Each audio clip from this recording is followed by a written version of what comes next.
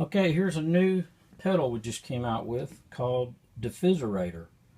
And it's kind of a funny name, but I chose that name because so many people use the word fizz to mean that sizzly high end that you're trying to dial in or get rid of. Some people like a little bit of sizzle, but others don't. So anyway, what I've got it, this is a passive EQ. You can patch it into the loops of any of our pedals, preferably set for post would be the best effect. And then when you kick the pedal on and off, the DeFizzerator goes with it. So it's kind of like being able to tweak the high end of the pedal yourself. Or a neat way you can use it is how I have it on this BigRock Pro. I have it set up so that the gain switch is on low, and when you do that and then you hit the boost, there's usually kind of a brightness that comes from that. Because of the extra gain, you get a wider bandwidth. So here's the tone of the regular pedal, how I have it set up.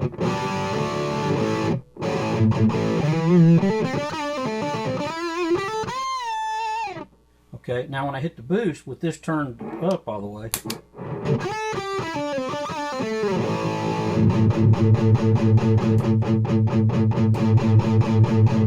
see how it's a little sizzly sounding? Well, all you do is you put this on one of these three high frequencies and then turn the knob down, and it zaps that mosquito tone away. Now that would be too high for a regular tone. You know, like, why didn't I put a tone on there for that? It's a very picky, sizzly, high-end thing. So we're using the word fizz on here. Fizz, buzz, and crackle. That's the fizz setting. Versus without it.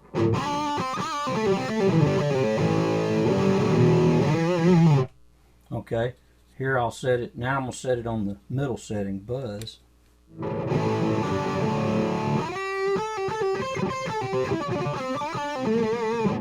Compared to the regular. See, that's almost too far now. But anyway, you get the point. You can also set it on this crackle setting, which is a more dramatic EQ, and that one would be good if you were playing through a brighter amp, which I'll do in just a second. And maybe you want to put it in the universal loop, so this pedal's always a little bit less sizzly.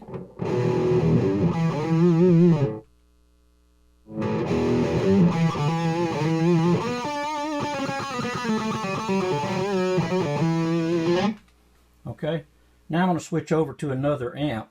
This right now I'm playing through a Defender 15 little tube head, and I'm going to switch over to my 64 Princeton, which is going to be a lot brighter, and then you can see where this thing really can be helpful for taming a pedal that's got this much edge.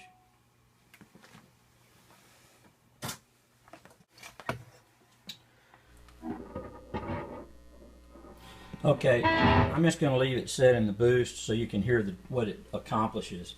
And right off the bat, you're going to notice if I don't change anything, this is a lot brighter amp.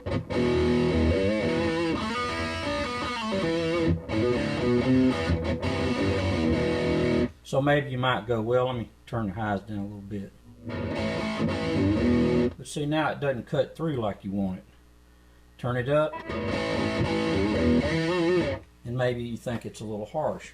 So what you do is, you take this, start out like on bud, turn it down some.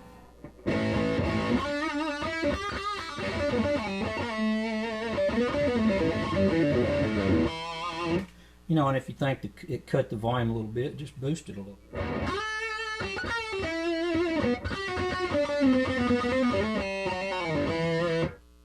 Here's all the way on Crackle, which is a dramatic EQ, off. And about half.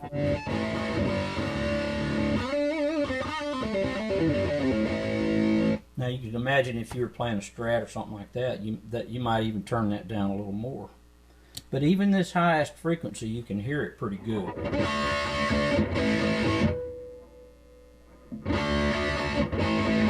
See, that's cranked all the way down, but it's set very high.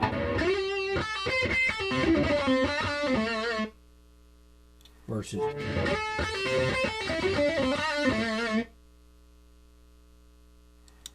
I kind of like the buzz setting, no pun intended.